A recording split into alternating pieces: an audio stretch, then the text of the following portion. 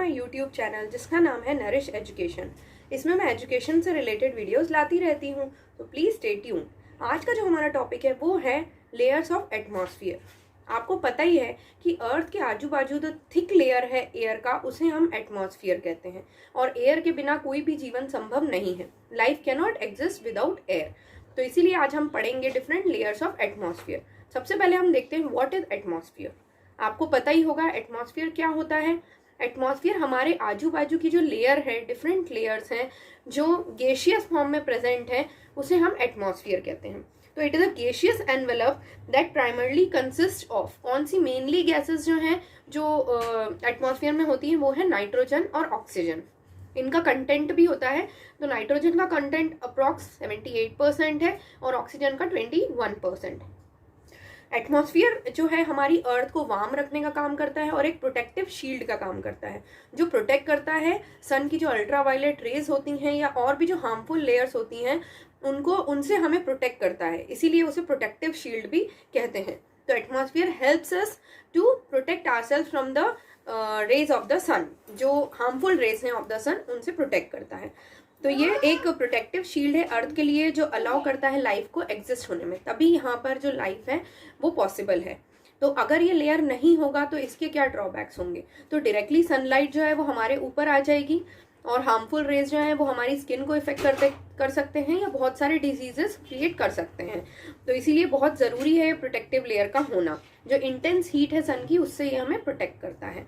और during night भी अगर ये प्रोटेक्टिव लेयर नहीं रहेगा तो इवन वी कैन फ्रीज। तो gravitational force of the earth जो है that retains the atmosphere around it, उसी की वजह से, ग्रेविटेशनल पुल की वजह से ही जो एटमॉस्फेयर है वो वैसा का वैसा रिटेन रहता है। और एटमॉस्फेयर की एक और क्वालिटी है कि वो अर्थ के जो नियरर पार्ट है वहाँ पर डेंस रहता है, और जैसे जैसे उसका लेयर्स बढ़ता है और वो ऊपर जाता है तो वो थिनर हो जाता है और कहीं पर आखिरी में लॉस्ट हो जाता है इन द आउटर स्पेस। तो आज हम डिफरेंट लेयर्स पढ़ने वाले हैं friends. So let's get started. जो हमारे 5 लेयर्स हैं उसमें जो फर्स्ट लेयर है जहां पर लाइफ एग्जिस्ट है, जहां हम रहते हैं, उसे हम ट्रोपोस्फियर कहते हैं। तो ट्रोपोस्फियर क्या है? Lowest layer of the atmosphere. और कहाँ तक है एक्सटेंशन है इसका? 15 kilometre approximately above the earth surface. और यहाँ पर रिच इन क्या है? Oxygen, and is primarily responsible for the life on earth. Life इसी ऑक्सीजन की वजह से पॉसिबल है। और सारे weather changes like rain, temperature, snowfall, ये सारी चीज़ें यहीं पर इसी लेयर में होती हैं। आते हैं सेकेंड लेयर की तरफ, जो है हमारा स्ट्रेटोस्फियर। तो अगर हम जनरली ये डायग्राम देखें तो उसके अंदर हमें समझ में आएगा कि डिफरेंट लेयर्स में क्या क्या चीज़ें हैं। जैसे ट्रोपोस्फियर पे हमारा लाइफ है, सेकेंड स्ट्रेटोस्फियर पे जहाँ पर एरोप्लेन्स वगैरह उड़ते हैं वो वाला जो एटमॉस्फेरिक स्पेस है वो है स्ट्रेटोस्फियर। तो इसको भी हम थोड़ा सा डिटेल में देख लेते हैं। इसका एक्सटेंशन है 15 किलोमीटर से 50 किलोमीटर तक। तो 15 तक हमारा ट्रोपोस्फियर है, 15 और 50 के बीच में जो है हमारा स्ट्रेटोस्फियर है। ये सेकेंड लेयर है हमारा। और इसके अंदर स्पेशल गैस कॉल्ड ओजोन यहीं पर प्रेजेंट होती है, जो अब्जॉर्ब करती है हार्मफुल अल्ट्रावायलेट रेज जो सन से आ रही हैं, जिनकी वजह से हमें स्किन कैंसर होता है। तो यहीं पर वाला जो लेयर है, जो सेकेंड लेयर है हमारा, ये हमें प्रोटेक्ट करता है सनलाइट से या यूवी रेज से। तो और जेट एयरक्राफ्ट जो है वो यही वाले लेयर में फ्लाई करते हैं। आते हैं थर्ड लेयर की तरफ, जो है मीजोस्फियर। तो यहाँ पर अपने को पता है मीजोस्फियर मिडिल लेयर ही होगा, थर्ड लेयर है, और इसका एक्सटेंशन है 50 किलोमीटर से लेकर 80 किलोमीटर तक। तो दिस लेयर इज कोल्डेस्ट। यहाँ पर बहुत कोल्ड रहता है, सारे लेयर्स में सबसे ज़्यादा कोल्ड है ये। और मीटियोर्स जो है, जो अर्थ के एटमॉस्फेयर में आउटर स्पेस से आते हैं, वो get burned in this layer, और ये डायरेक्टली अर्थ को हिट नहीं करते हैं। तो ये लेयर में ही आकर वो एंड हो जाते हैं। इसकी भी डिटेल में वीडियो में आने वाले फ्यूचर वीडियोज में लेकर आऊंगी, मीटियोराइट्स और मीटियोर्स क्या होते हैं। ठीक है, अभी हम ज़्यादा डिटेल में उसमें नहीं जाएंगे। नेक्स्ट है हमारा थर्मोस्फियर। तो ये फोर्थ लेयर है एटमॉस्फेयर का, और ये 80 किलोमीटर से लेके 640 किलोमीटर तक इसका एक्सटेंशन है।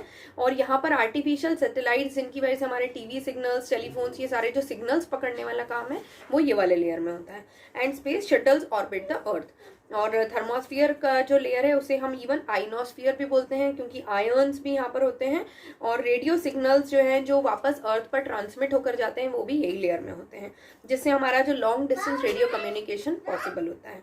नेक्स्ट आते हैं लास्ट वाले लेयर पर, जो है एक्सोस्फियर। मैंने बताया था पहले ही कि जो लेयर्स हैं, वो जो बिगिनिंग वाला लेयर है वो डेंस होता है, और जैसे जैसे हम ऊपर आते हैं, लास्ट लेयर तक आते हैं, वो थिन होता जाता है एटमॉस्फेरिक लेयर।